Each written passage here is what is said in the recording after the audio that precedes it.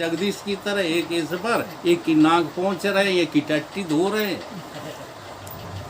हम डरते थोड़े ही किसी से। अब वो लगे उसमें अवधूत जी, और उसी क्षण क्या हुआ कि काल का बुलावा आ गया। उन नातियों की सेवा में अवधूत जी ने प्राण उत्कर्ष किए। मन की वासना जो है उसी में चली गई, तो कहाँ चले गए? नरक को। भोला बाबा इसको लिखते हैं, मन का कहा मत मानिए, ये मन बड़ा ही धूर्त है, तो मन के कहे में आए कर उल्टा टंगे अवधूत है। और उल्टे टंगेंगे, नरक माने गर्भवास है। माता उदर में आपको आगे न उल्टा टांगिए, अरे तज दीजिए मन का ये कुसंग, जागिए अब। क्या जागना है? मनी राम जो है तुम्हारे नौकर हैं, ये अपने भीतर जाग कर देखो, सावधान होकर के देखो। मन तुमसे चलता है, तुम मन से नहीं चलते, ये बात ही नहीं समझ में आ रही। मनोमुखी हो गया है आज का मानव, इसलिए कत्ल करता है। मनोमुखी हो गया है इसलिए गुरुओं के साथ अपघात करता है। मनोमुखी हो गया है इसलिए उसी पत्तल में खाता है और छेद करता है। जिससे विद्या सीखते उसी की आलोचना करते हैं। ये मनोमुखी लोग हैं। हमारे यहाँ से हम अपना उदाहरण दे देते हैं, न जाने कितने लोग सीख करके हमारी ही आलोचना में लगे पड़े। सीख के यहीं से गए हैं। नाम भी बता दें, ये नाम का ध्यान आया तो बीच में ही जो है बोल दे रहे हैं। अच्छा, बाद में बोल देंगे। निमंत्रण आया है कहीं से, वो बोलना है मुझे, बाद में बोल देंगे। ठीक है, तो आप अपने और मन के बीच में खड़े होकर तो देख, आप कौन हैं और मन क्या है। जब आप अपने मन को ठीक से जो है देखने लगेंगे तो आपको दिखेगा। पहले क्या दिखेगा कि जहाँ हम चाहते हैं वहीं मन जाता है। अगर हम नहीं चाहें तो मन 1 इंच जो है हिल नहीं सकता, क्योंकि मन तो है जड़ और तुम हो चेतन। तुम्हारी चैतन्यता से ही मन चैतन्य होकर आगे काम करता है। तो कठोपनिषद का जो सूत्र है, तुम कौन हो? रथी हो, सारथी के जो है, कौन से सारथी के कहने से चलो? जो कृष्ण है। अर्थात सतगुरु को जो है अपनी बुद्धि में बिठा लो। जब तुम्हारी बुद्धि में कृष्ण सारथी बन कर के बैठ जाएंगे तो फिर तुम्हारे रथ को, तुम्हारे मन को कभी ढीला नहीं छोड़ेंगे। यह है प्रक्रिया। हमारी बुद्धि में बैठा है शल्य, ये पैसा कमाने की इच्छा करवाता है शल्य, ये वैभव कमाने की इच्छा करवाता है शल्य, ये मोहाशक्ति में फंसाता है शल्य। कृष्ण कभी भी इस तरफ जाने ही नहीं देता। वो तो ये कहता है कि हम और तुम अवैध हैं और तुम इन सब चीज़ों को अब देखो जरा। आप थोड़ा प्रैक्टिकल तो किया करो। आप कहते हो कि मन जो है हमको लूट रहा है, कैसे लूट लेगा? मन जो है हमारा पतन कर रहा है, कैसे कर लेगा? मन में जो वासनाएं आती हैं, मन में जो कामनाएं आती हैं, उनको बढ़ावा कौन देता है? हम के मन। जरा देखो ना, अब मन जो कर रहा है उसे कर लेने दो।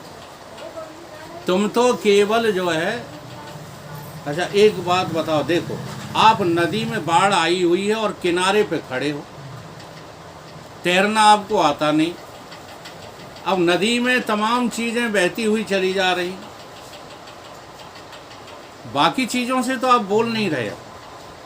और वही यहाँ जिंदगी में आपका स्वभाव है। डेड बॉडी निकली, आप खड़े देख रहे हो, पेड़ निकले आप खड़े देख रहे हो, पशु निकले मरे मराए बहते हुए आप खड़े देख रहे हो कि नहीं? तटस्थ। तो जैसे ही सोने की गठरिया निकली के कूद पड़े, और तैरना आता नहीं था तो गठरी के साथ में खुद भी मर गए। समझ में बात आ रही थी नहीं? हाँ, गठरी के साथ ठटरी बंध गई। अगर जो है आप सावधान होते ना मन के प्रति, ये दृष्टांत मन के प्रति दिया है। मन रूपी लहरें चल रही हैं।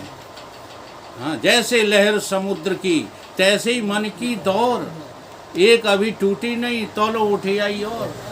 अब इन लहरों के तुम साक्षी हो जाओ। मन अनुकूलता भी आएगी, प्रतिकूलता भी आएगी, ठंड भी आएगी, गर्मी भी आएगी, नहीं आएगी? सब कुछ, सुख भी आएंगे, दुख भी। भगवान कृष्ण ने अर्जुन को समझाया, एक श्लोक दिया इसी बात के ऊपर कि मन को कैसे तुम्हें नियंत्रण करना है।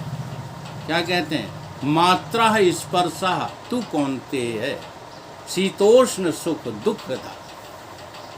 ये सब क्या है?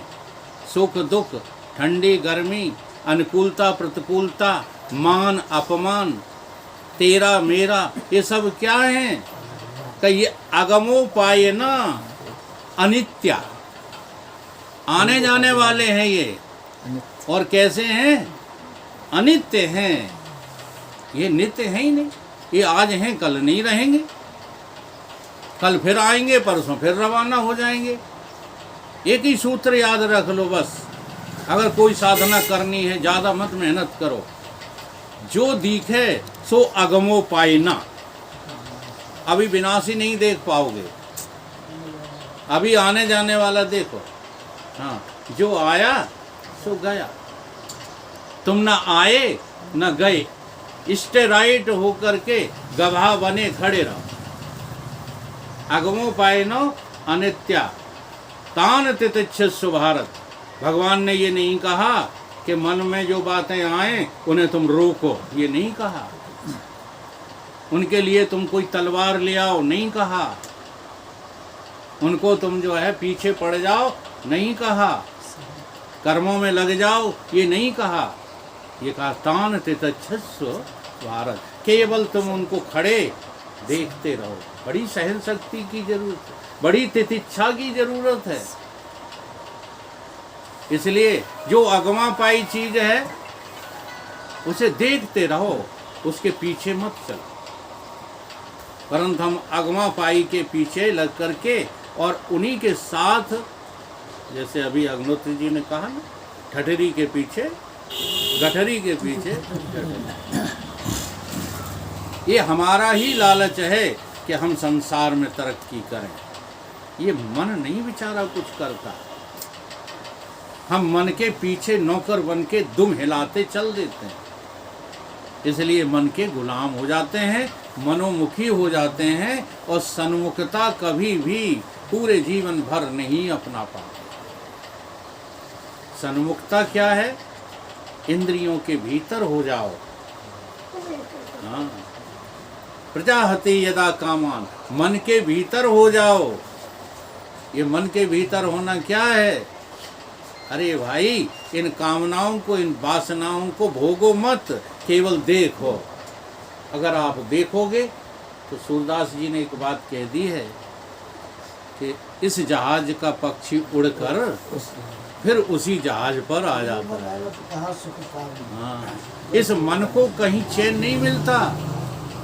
ये मन अपने अधिष्ठान का कभी भी जो है सहारा छोड़ नहीं सकता।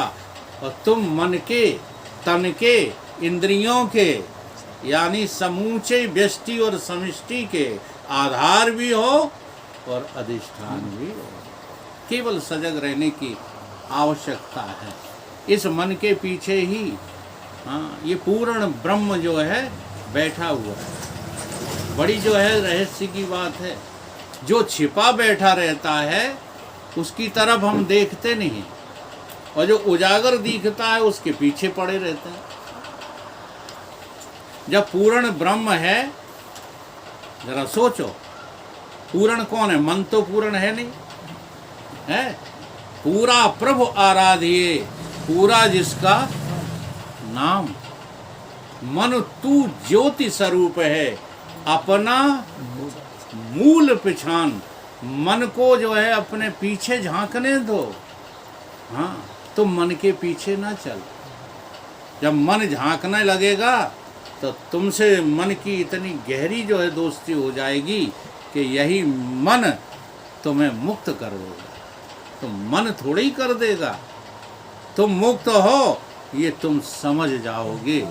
और इसके समझने का इनाम क्या है? मन को ज्योति स्वरूप बना दे।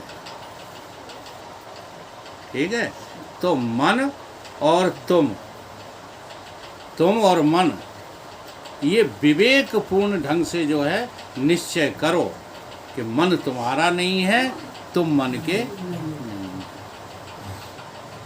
इस प्रकार से जो है हम इस मन से बचने के उपाय जो है निकाल सकते हैं और मन के कहने में अपना समय खराब नहीं कर सकते, नहीं करेंगे। ऐसा जो है दृढ़ निश्चय अपनी बुद्धि में करो। बोलिए सतगुरुदेव।